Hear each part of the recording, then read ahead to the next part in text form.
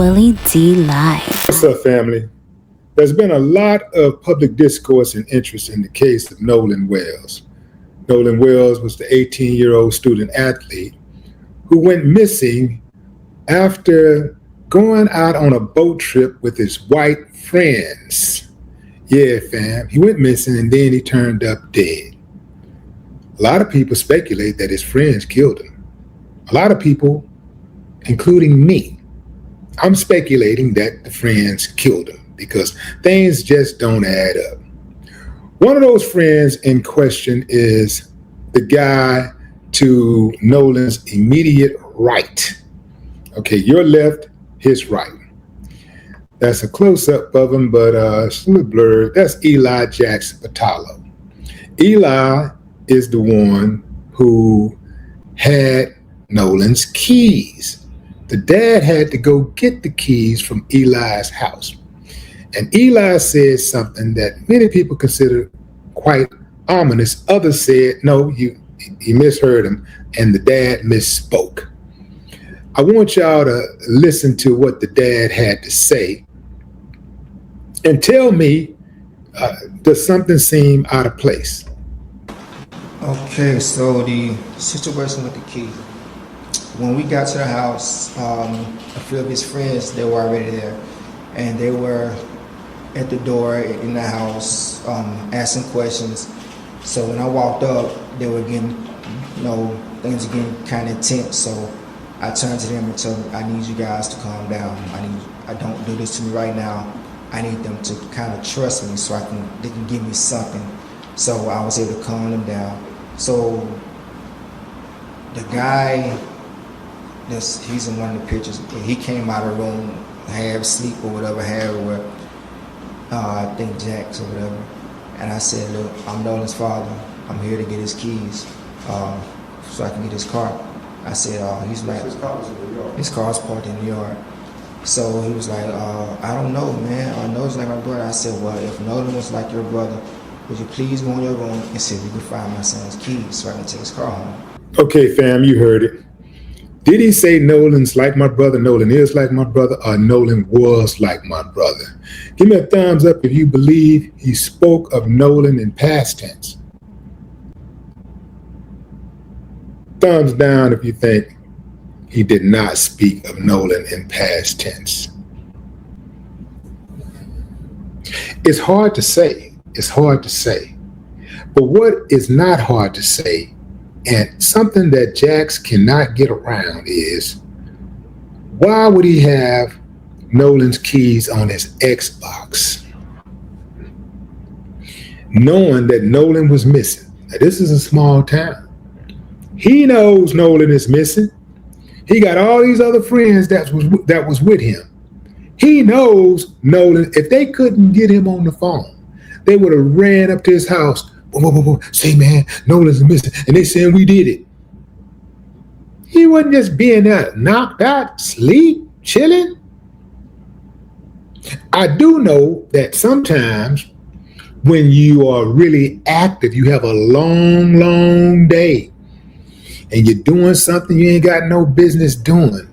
Sometimes the weight of the situation overwhelms you and it breaks your body down, and you just got to go to sleep. You can't help it. No matter what you did, you got to get some sleep. The body say you got to get some sleep.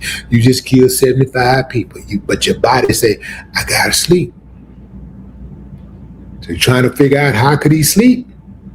Yeah, I'm just saying. I ain't saying he did it, but damn, he looked like he did. He looked like he know who did it. He had something.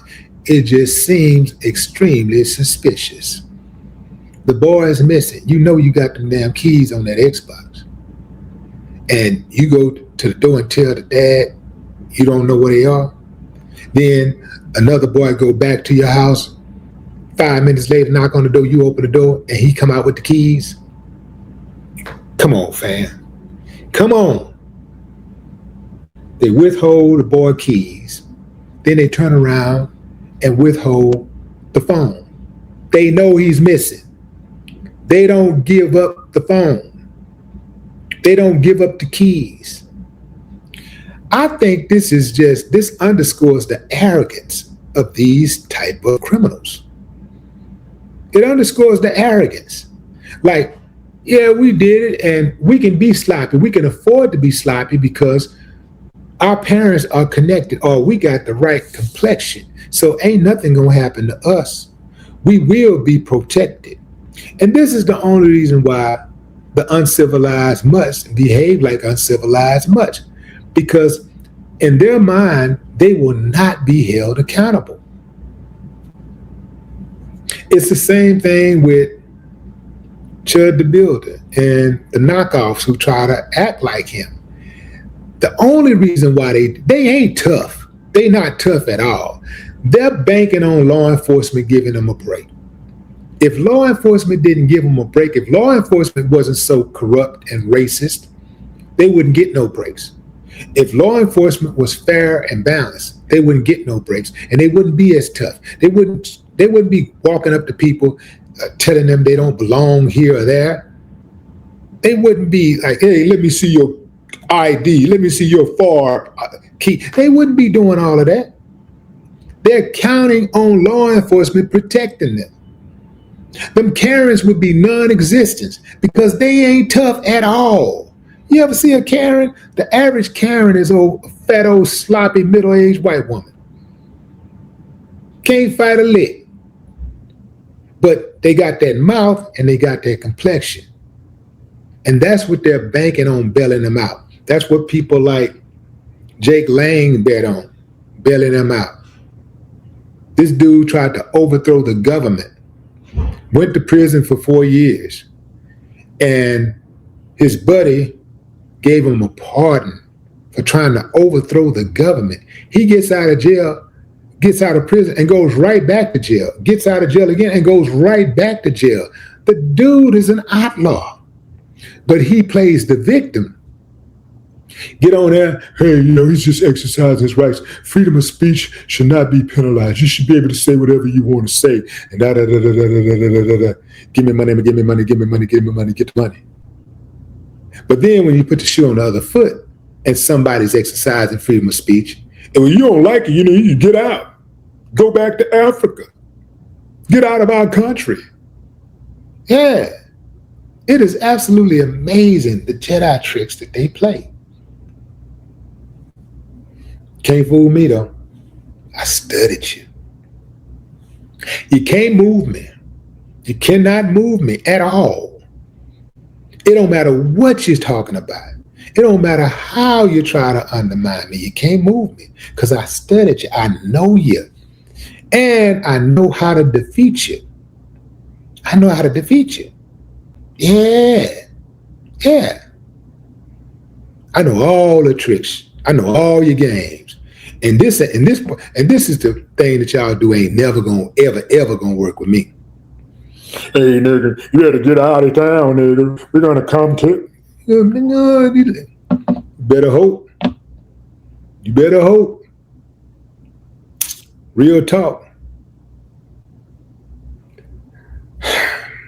I do know that somebody in this pool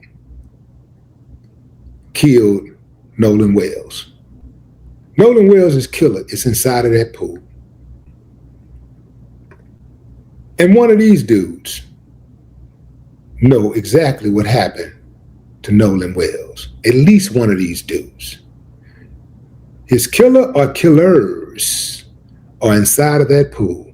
I believe, here's my theory, I believe that Nolan did make it back to the island based on witness accounts. I believe not the island, but I believe Nolan did make it back to land. I believe that Nolan went to that pool party later that night.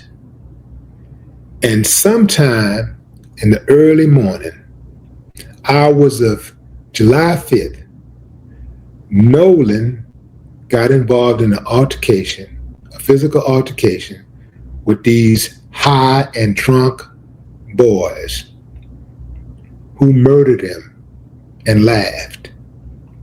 And then to cover their tracks, they took his body back to the island, dumped it, and went back home and act like nothing ever happened. That's what I think happened.